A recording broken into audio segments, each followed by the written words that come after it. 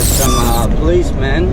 So I'm heading back to Ayatape and going back to Jaipur. It's pretty much my last. I'm just catching a free ride with the police with a good quarter pounder on me. So yeah. That's correct, a quarter pounder. If you don't know what that means, then kind of look it up. But I was hauling illegal activities.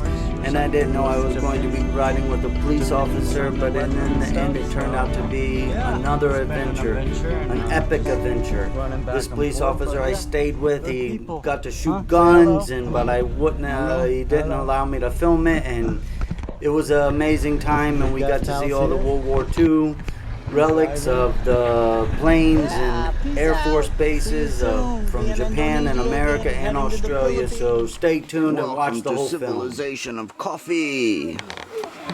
Yay! Let's give ourselves a clap.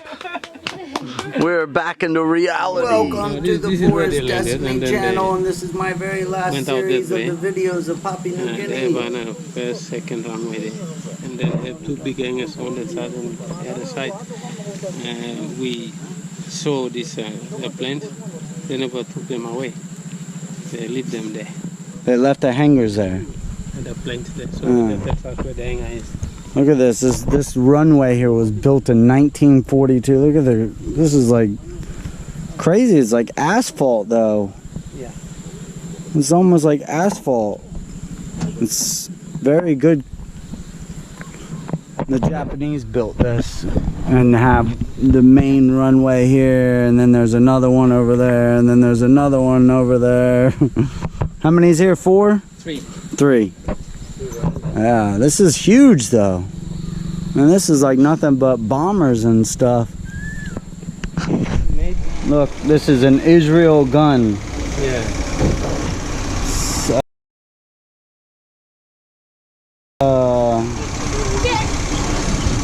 It's pretty heavy. And sells for about 7,000, 8,000 US dollars here in Papua New Guinea. Crazy! Old beach ramp boat car hauler thing or whatever during the war. Look at these springs, and I don't know if you can see it, but man, they got like 20 leaf springs under it. And yeah, this was during the war in Papua New Guinea in 1942 when America attacked. I have my suspicions that, I need to look it up, but I think now that Japan attacked Pearl Harbor from Ayatape. They have a 3-way runway here, and they had all the stuff, and then America of course attacked here. And there was 100,000 Japanese troops and only 10,000 of them survived. That's a lot of dead people. So I'm here in Ayatape and we're just searching for stuff.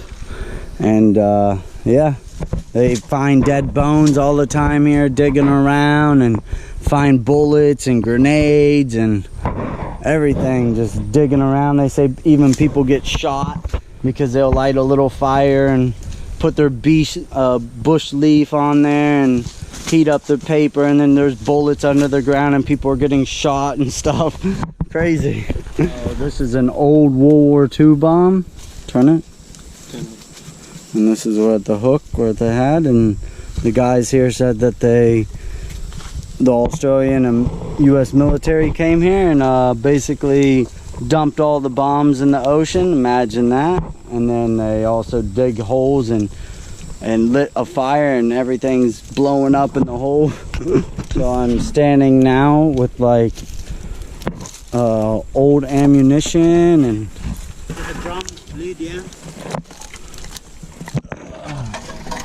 this was like an old chamber here. Yeah, this one a bomb. Maybe a minefield bomb, something like that. They tried to make a garden here, and this is how they found it. And all these holes are from bombs. This one a minefield. Maybe they used to put the wire. Right.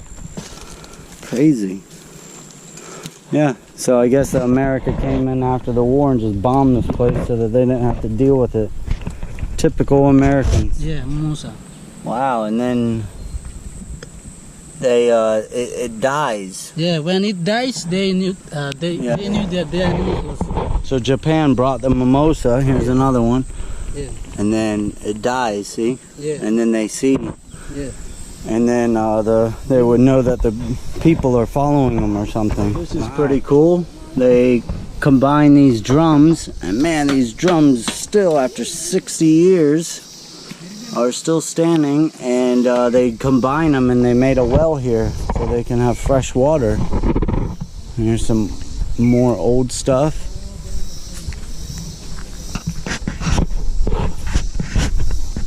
That's an old engine. Huh. Oh, what's that? A what? Rain. A rain? Rain. Rain? This one they fence it and make fence for pig. Oh, make a fence for a pig, yeah. All these bombs and hangers and everything here. This is what they used to probably drop the bomb from. So man, this thing was just full of bombs. Crazy. I'm standing on where they blew up a big bomber and just pieces of bombing everywhere. So what's here? What's this path?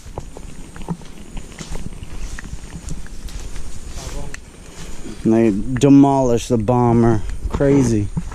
What's back here? Sell this to all the rebels and then they can make new bullets.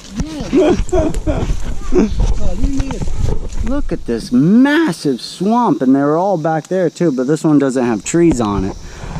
Where just they dropped probably 500 bombs at one time. Man, craziness. Like, pretty cool to retrace his steps back at old times, 60 years ago, man. Through people that were this man's grandfather, great-grandfather, served and helped in World War II. What's this? Oh, a shoe. Man, just Big cycle. massive. You see how destructive America is. This is all coral here. And this used to be an old runway. And many old runways. Look at all this coral. They just dug it out from the ocean, smashed it all. Nothing like the Japanese when I showed you on the picture of where they did all theirs in asphalt. More destruction of America. Wow. This is just crazy big of how big this all goes all the way to the beach is that way, right? Yeah. Beach down there. Oh, beach is that way. Yeah. There's a 1942 railway. Huh? Railway. Yeah, railway. You see this one? Oh, they probably had a railway coming through the center to load all the bombs up on the plane. Come then download. Right. Coming down load because there's an ammunition area down there. They come Because this is out of asphalt, not coral. Huh. Yeah. This is a wing. How did they lifted it up or something? Yes. Yeah. This one. Okay, so this must have been bombed down too or wrecked. You know, many of the planes wrecked back in the day because they weren't the best technology, you know. I mean, plus they were at war and planes got shot at. They still have cables and right. Like mounting for vacuum flash. Yeah, this is Writing inside. this is huh. American writing. Yeah, inside. Hey. So, you hear this? That's plastic, people. Plastic. You really think a plane hit the World Trade Center still? Never mind, it's aluminum, but you can still tell that even a little thin piece of aluminum like that's not going to hurt a big concrete building. But he just said that it's platinum. Well, fucking, if it's platinum, that's a lot of money. I don't know what it is, but either way, this is pretty cool of all these airplanes. You are the one, yeah? Wow, many. Yeah, many. You see, some of them. This one is the big one. Yeah, like that. Oh, yeah. After I did my intensive research, I see a bullet hole here. And all these plains here is like a graveyard. You see? Bullet here. All these plains here are like a graveyard of broken down plains. Huh. Yeah. Can you see? I don't know. Can you see? Yeah. Okay, so we go over to this big plain here. Look at all these termites here growing out of this tree onto this pipe. They made their own thing. They're heading all the way down, or it must have connected at one time. Yeah, so this is a surveillance plane. This looked like the the pilot, and yeah, this was the walkway. Maybe a gun was here or something. More cameras, and I don't know exactly. You know, I'm not a war veteran, but it's pretty cool graveyard of plains. Look at this wild guava. It's really good. Look at this old bullet we just found. Awesome souvenir. Awesome time out here. Many souvenirs. I got a mosquito mask too. I need to put in my film. And yeah, many stock rocks and stones and axes and spears and the people and painted faces, and man, it's been one hell of an adventure in Papua New Guinea. Standing here in a World War II American Air Force base that's just humongous. Just absolutely humongous how big it is. And all these trees were wiped out. And look at all, in 60 years, how much the forest can come back. Check these pineapples out. What color are they when they come out? Yellow or red? Yeah. What color? Yellow or red? Green. Green. Yeah, when it ripe, its color was yellow. Yellow. Wow. So they think that maybe Australian or Japan might have brought these pineapples. How cool this thing is, and it's like got ridges in it. Wow. Look at this one. This one's red. Crazy. Wow, this has to be some kind of medicine or something, man. I've never seen nothing like this in my life. We don't know. Maybe poison. Maybe poison, maybe. This road that we're walking on is a old Jeep road for the World War II people. Yeah, man. So as a kid, this plane was like 2 kilometers that way, and this is a school ground here, and this man, the police chief, helped drag this plane all the way down here with a tractor so that they can play as a kid on it. Huh? How cool.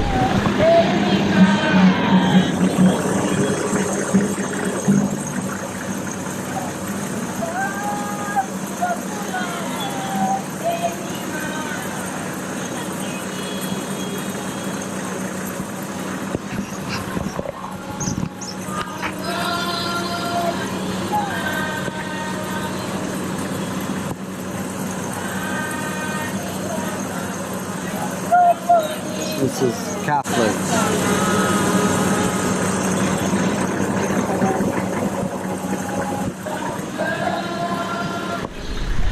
Look at the size of this tree. It's a product of Malaysia, all the way here in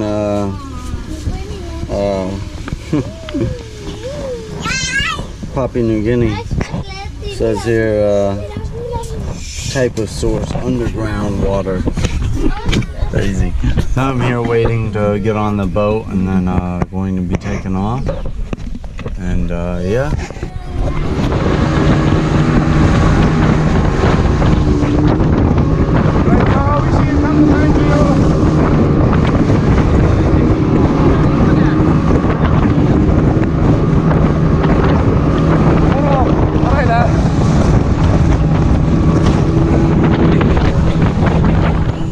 So I'm back with Uteri, and the first place we came, smoking some green, and back with Papa here, the old man I met the first time, and yeah, I'm heading back out of this beautiful country.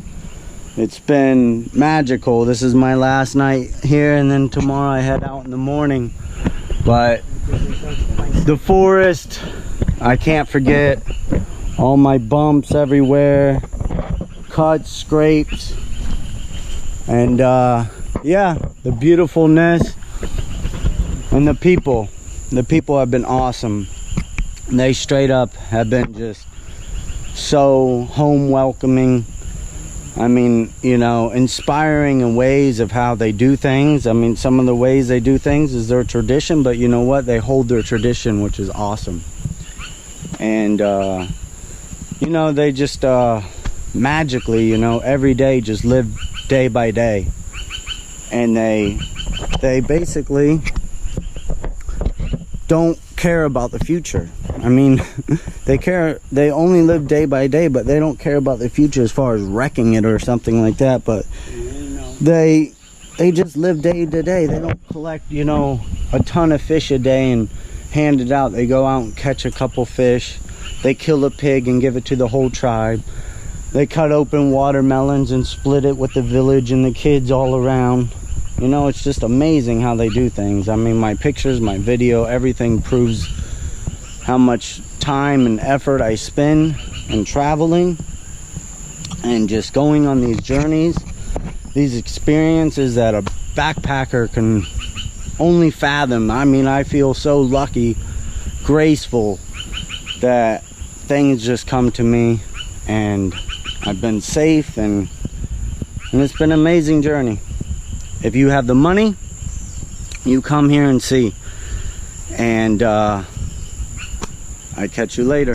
In 2014, 2014, I'm swimming with an armless man. He swam with an armless man from France, all the way from the border to Indonesia. How many hours? 20 hours. My last dive here, and I couldn't really dive because my injury on my leg, but gonna see about the border here, and then I'm gonna head to Indonesia and be done with my trip. So watch the picture. I hope you enjoyed this show as much as I did. This trip was the most epic trip I've ever done, and probably anyone that has traveled here would say the same thing. I'm going to do a recap on not just this video, also on my last video, because I found a lot more pictures. My pictures and videos are just scattered all over the place. I have about 4 backup hard drives. Make sure you always keep one available, if not 2 or 3 or 4 like me, because they do break. The recap of this movie was basically based on where I left to head back towards Indonesia, and I ran into Ayatape, which was an old World War II hotspot for Japanese and Papua New Guinea and Australian, and probably many other countries were involved there also. It was pretty ironic to see all this stuff, to hear the stories of how much destruction they've done, not just with leaving things such as bombs and hazardous materials and anything else, but just dumping it in the oceans. Hearing these stories and actually revealing the truth, acknowledging what war is really about, because we don't really see it unless we are actually in it, or maybe afterwards, to catch the glimpse of what war really brings to people. These are some of my pictures of the fruit bats and the birds on the Sepik River. I will be also having pictures here with Ubal, which is a famous wood collector. Actually, he's the biggest wood collector in the world. Some of these products, merchandise, sells for thousands and thousands of dollars. Some of the things they do in Papua New Guinea, such as a tradition where they take an old rock and they carve it out, or a piece of wood, and they make something, and then they'll put it inside of a cave and let the water and the calcium build up onto the product that they made. And after 10 or 15 years, the product will change, and they will sell these products for sometimes hundreds of thousands of dollars. Very creative people here in Papua New Guinea, and I'm so glad that they gave me a mosquito mask and some other things that represent their country. I will hold on to it for a very, very long time. The people were just amazing. Absolutely some of the best in the world. Getting me fish, getting me food, having me a place to stay, treating me basically like a king. I meet famous people all the time traveling. This was just another situation where I met Ubal. And actually Stephen, he's a famous painter. I actually met somebody after this trip I showed you on that swam with a French person that was swimming the whole entire Pacific Ocean or something like that. It's just amazing when you meet people, start talking to people, and just acknowledge what people have done in their life. People are amazing. And the thing about in this world that you need to remember is connections is everything. It's not what you know in life, it's who you know. Most of these products that Ubal did buy, he never paid no more than $100 a piece, and encountered and selling them for thousands of dollars more. Not only is the wood collecting a big thing in Papua New Guinea, the whole entire Papuan nation is full of gold, and it has the biggest gold mine sitting in the Papua side of Indonesia. There's actually an island right across from these last pictures that I'm taking where they call it the Gold Island, and it's nothing but gold on it, but they will not let anybody on there, not even anybody from the Papuan nations, because they're afraid that people will steal the island and kill all the people like they have done before in these small villages where the outside world will never hear about. The stories were so ironic and so crazy, I can talk about it for a long time. My recap or my next film, I will recap on my whole entire series of Papua New Guinea and this extravagant adventure that I did with amazing opportunities and an amazing life traveling to one of the most exotic countries in the world. I hope you've enjoyed all my channel, and stay tuned for more because much, much more will come. Take care now. Bye-bye.